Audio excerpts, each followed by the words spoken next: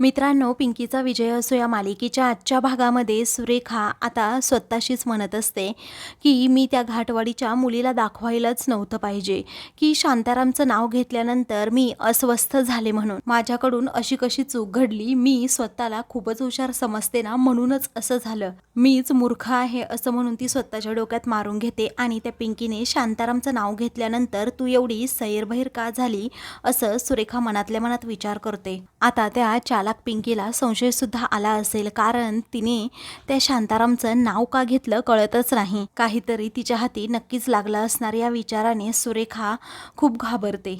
तर इकडे पिंकी, युवराज आणि त्याचबरोबर छबी हे तिघेही आता सुरेखाच्या विषयीच बोलत असतात. तेव्हा आता शांतारामचं नाव घेऊन तुम्ही कारभारीन छान काम केलं, कारण तीर अगदी निशाण्यावर लागला. शांतारामचं नाव घेतल्यानंतर सुरेखा मावशींचा चेहरा मोहराच बदलला असं युवराज आता पिंकीला म्हणतो. बरं वाटत नाही हे कारण सांगून लगेच सुरेखा मावशी तेथून निघून गेल्या. तेव्हा छबी म्हणते याचा अर्थ आता सुरेखा मावशी ही सावध झालीये. त्यावेळी पिंकी म्हणते एकदम करेक्ट, कारण आता सुरेखा मावशी सुद्धा शांतारामचा शोध घेणार. दुसरीकडे आता सुरेखा विचार करत असते, ही पिंकी खरंच खूप चालाक आहे. मला आता या पिंकीला रोकायचं असेल तर तिची चाल मला ओळखायलाच हवी आणि त्याप्रमाणे विचार करायला हवा. हा संग्राम सुद्धा ऐनवेळी कुठे जातो तडफडायला काय माहीत, असं म्हणून ती लगेच संग्रामला आता कॉल करते. तेव्हा संग्राम कॉल रिसीव्ह करतो आणि विचारतो काय झालं आई, बोल ना. मग आता सुरेखा म्हणते अरे कुठे तडफडलास, घरी ये लवकर, तुझ्याकडे खूप महत्त्वाचं काम आहे. तेव्हा तो म्हणतो अगं त्या पिंकीच्या चोरीचा आळ ज्या माणसाने स्वतःवर घेतला ना, त्याच माणसाला शोधायला मी इकडे घाटवाडीला आलोय. त्यावेळी आता सुरेखाला आठवतं ज्यावेळी पिंकी पोलीस स्टेशनमधून सुटून आली होती तेव्हा तिने त्या व्यक्तीचं नाव सांगितलं होतं. त्यावर तायडीसुद्धा मला म्हणाली होती की घाटवाडीबद्दल तुलाच विशेष प्रेम आहे, कारण तू तिकडे शेण खायला जायचीस. तेव्हा आता सुरेखाला सर्व भूतकाळ आठवत ती मनातल्या मनात विचार करते, म्हणजे तो दुसरा तिसरा कोणीही नसून शांताराम आहे असं म्हणायचं. आता तिला खूप मोठा धक्का बसतो, जर शांताराम आला तर खूप मोठा प्रॉब्लेम होईल. या विचाराने सुरेखा संग्रामला सांगते तो माणूस जिथे कुठे भेटेल त्याला डायरेक्ट मारून टाक. तेव्हा संग्राम म्हणतो काय म्हणालीस आई तू, अगं तुला तुझं समजतं का, तू काय बोलतेस. मग आता ती म्हणते तुला सांगितलं ना एकदा, मारून टाक त्याला, अजिबात दिसायला नको तो कुठे, असं म्हणून ती फोन ठेवते. त्यावेळी संग्राम म्हणतो की काय झालं असेल आईला अचानक. पिंकी सुरेखाचा कावाबरोबर ओळखते आणि छबी व युवराजला सांगते जर शांताराम काकांमुळे सुरेखा मावशींच्या अस्तित्वाला जर धोका निर्माण होणार असेल तर त्या कोणत्याही थराला जाण्यासाठी मागे पुढे पाहणार नाहीत, कारण त्या माझ्या जीवावर उठल्या होत्या तर शांताराम काकांना सहज त्या मारू शकतात. त्यानंतर पिंकी म्हणते उद्या सकाळीच मी आणि छबिताई पीठ वाटायला जाऊ. मग आता युवराज म्हणतो मी सुद्धा माझं अर्धवट राहिलेलं काम आता पूर्ण करतो, लवकर पहाटेच जातो आणि संग्रामचा जन्म नक्की कुठे झाला आणि कोणत्या गावात झाला हे शोधून काढतो, त्याचा जन्म दाखलाच मला मिळायला पाहिजे. त्यावेळी छबी म्हणते ग्रेट, आता सर्व बाजूंनी सुरेखा मावशीला आपल्याला घेरायचंच आहे. दुसऱ्या दिवशी सुरेखा आता अगदी गाढ झोपलेली असते. तेवढ्यातच खिडकीचा पडदा कोणीतरी बाजूला करतं. तिच्या डोळ्यांवर ऊन पडतं, त्यामुळे ती आता पटकन उठते.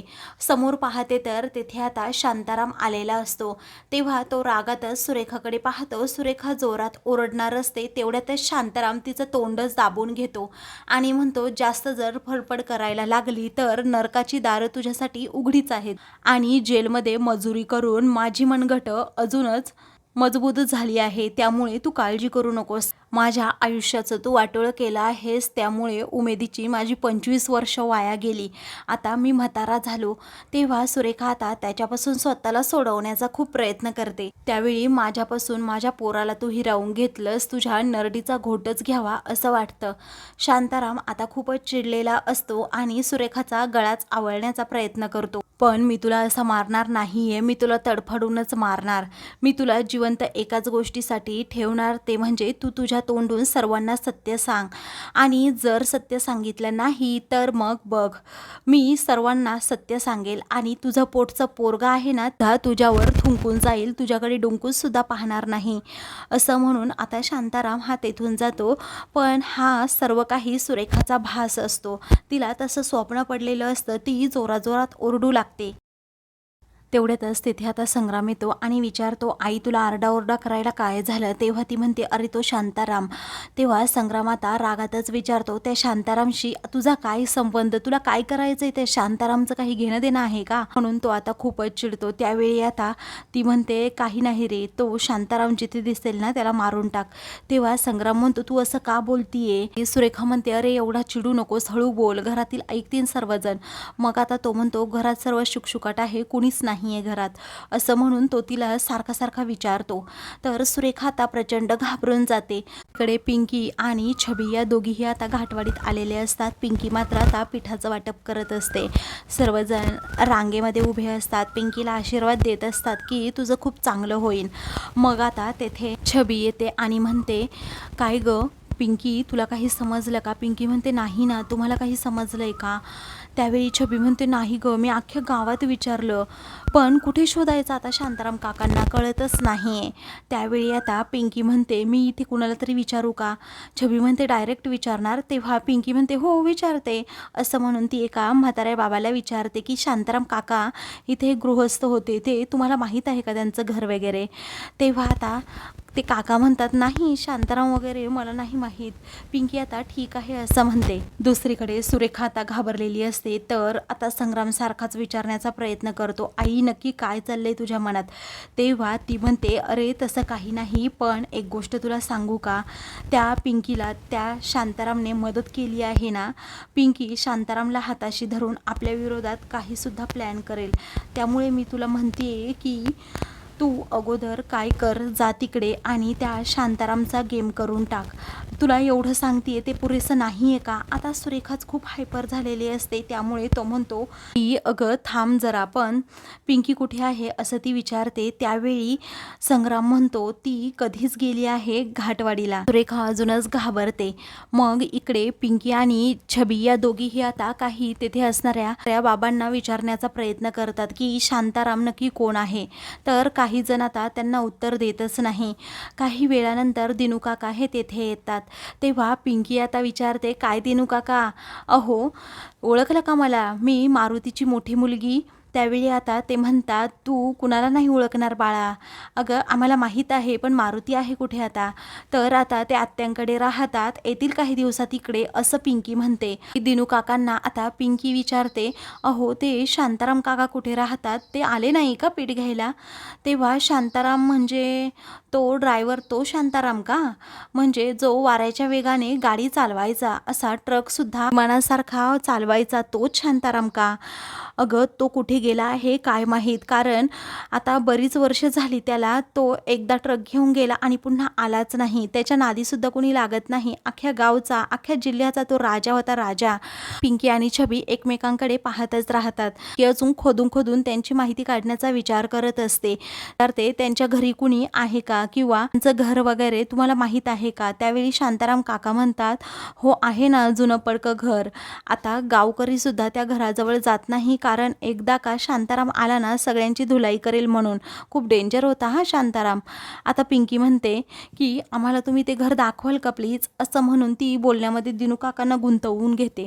त्यावेळी आता ते ठीक आहे असं म्हणतात आणि माझ्या मागोमाग या असंही सांगतात. पिंकी आणि छबी आता एकमेकांकडे पाहून हसतात आणि लगेच काकांबरोबर जायला निघतात. दुसरीकडे सुरेखा आता नटापटा करते आणि आरशासमोर उभी राहते. आता ती सारखीच त्या पडद्याकडे पाहते, कारण सकाळीच तिला भास झालेला असतो की शांताराम आलाय.